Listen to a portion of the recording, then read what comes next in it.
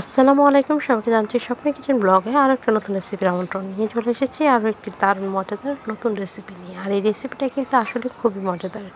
সবসময় মাছ মাংস দিয়ে যে খেলে যে রান্না তৃপ্তি আসে তেমন কিন্তু নয়, মাঝে মাঝে এরকম সবজিও কিন্তু খুব অসাধারণভাবে রান্না করে খেলে সেটাও কিন্তু অনেক ভালো লাগে।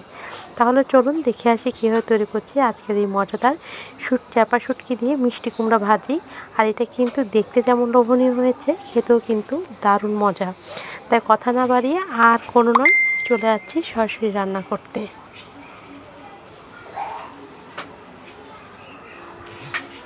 এখানে আমি মিষ্টি কুমড়াগুলোকে দেখতেই পাচ্ছেন ঠিক এরকম করে চিকন চিকন করে কেটে নিয়েছি। বেশি চিকনও না আবার বেশি মোটাও না। আপনারা আপনাদের পছন্দ মতো কিন্তু কেটে নিতে পারেন। এখানে কাটাটা সম্পূর্ণই আপনাদের উপর ডিপেন্ড করবে। তারপর চলে আসলাম এখানে রান্না করার জন্য একটি ফ্রাই প্যান কড়াই বসিয়ে দিয়ে দিচ্ছি এখানে তেল। এখানে 4 থেকে 5 টেবিল চামচের মতো তেল হবে। তার মধ্যে দিয়ে দিচ্ছি পেঁয়াজ কুচি এবং কাঁচামরিচ ফালি করে দিয়ে খুব ভালোভাবে একটু ভেজে নিব। সাথে স্বাদ মতো লবণটা অ্যাড করে দিলাম যেন আমার পেঁয়াজটা তাড়াতাড়ি একটু মজে যায়। তো পেঁয়াজ এবং কাঁচামরিচটাকে কিছুক্ষণ ভেজে তারপর এখানে সামান্য পরিমাণ আদা এবং রসুনের পেস্ট দিয়েছি, প্রায় এখানে হাফ টেবিল চামচের মতো হবে। তো দিয়ে এখানে সামান্য পরিমাণটা নিয়ে চেড়ে ভেজে নিয়ে তারপর সামান্য পরিমাণ পানি অ্যাড করে দিচ্ছি।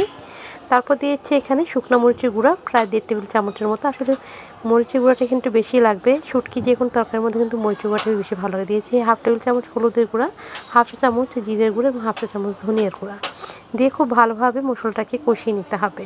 আর এই পর্যায়ে এখানে দিয়ে দিব পুঁটি মাছের চাপা শুটকি। আপনারা চাইলে কিন্তু এখানে ফাইসা যে চাপা শুটকিটা সেটাও দিতে পারেন। তো যাই হোক, এখন আমি খুব ভালোভাবে নেড়ে চেড়ে মশলাটাকে খুব ভালোভাবে কষিয়ে নেব। আর যখনই মাছটা কিন্তু একদম দেখবেন শুটকিটা গলে গেছে, তো গলে গেলেই তারপর তেলটাও বের হয়ে আসবে, সে পর্যায়ে এখানে আমি যে মিষ্টি কুমড়োগুলো কেটে রেখেছিলাম সেগুলোকে এখানে দিয়ে দিব।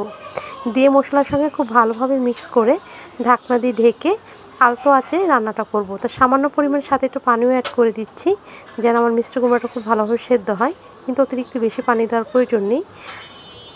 এখন ঢাকনা দিয়ে ঢেকে চুলার জালটা মিডিয়াম আঁচে রেখে রান্নাটা করব। এই পর্যায়ে দেখুন মিষ্টি কুমড়া থেকে কিন্তু অনেকটা পরিমাণ পানি বের হয়ে এসেছে।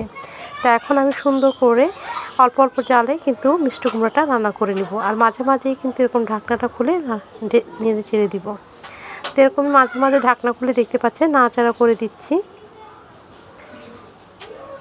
ঝোলটা যখনই এরকম মাখা মাখা হয়ে যাবে তখন এই জায়গায় কিন্তু দিয়ে দিব সামান্য পরিমাণ চিনি, প্রায় হাফ টেবিল চামচের মতো। মিষ্টি কুমড়া যদি মিষ্টি হয় সেক্ষেত্রে দেওয়া লাগবে না, যদি একটু কম মিষ্টি হয় সেক্ষেত্রে কিন্তু দিতে পারেন। আর মিষ্টি কুমড়া মিষ্টি হলেই কিন্তু খেতে বেশি ভালো লাগে। তারপর দিয়েছি সামান্য পরিমাণ একটু ধনেপাতা দিয়ে কিন্তু ভালোভাবে নেড়ে মিক্স করেই নামিয়ে ফেলবো। আমার রান্নাটা কিন্তু একদম কমপ্লিট, এবার নামিয়ে পরিবেশন করছি। এই তো হয়ে গেল দারুণ মজার চাপা শুটকি দিয়ে মিষ্টি কুমড়া ভাজি। দেখতে যেমন লোভনীয় হয়েছে, খেতেও কিন্তু দারুণ মজা। এটা আপনি গরম গরম ভাতের সাথে যেমন খেতে পারেন, আবার চাইলে কিন্তু রুটি পরোটার সাথেও খেতে পারেন। রেসিপিটা কেমন লাগলো অবশ্যই জানাতে ভুলবেন না। আর চ্যানেলে নতুন হয়ে থাকলে চ্যানেলটাকে সাবস্ক্রাইব করতে একদম ভুলবেন না। পাশে থাকা বেল আইকনটা বাজিয়ে নোটিফিকেশনটা অন করবেন, সেক্ষেত্রে কিন্তু স্বপ্নের কিচেন ব্লগের নতুন নতুন রেসিপিগুলো সবার আগে আপনার কাছে পৌঁছে যাবে। দেখা হবে আরও কোনো নতুন রেসিপি নিয়ে। আজকের মতো এই পর্যন্তই। সবাই ভালো থাকবেন, সুস্থ থাকবেন আর আমাদের জন্য দোয়া করবেন। আল্লাহ হাফেজ, আসসালামু আলাইকুম।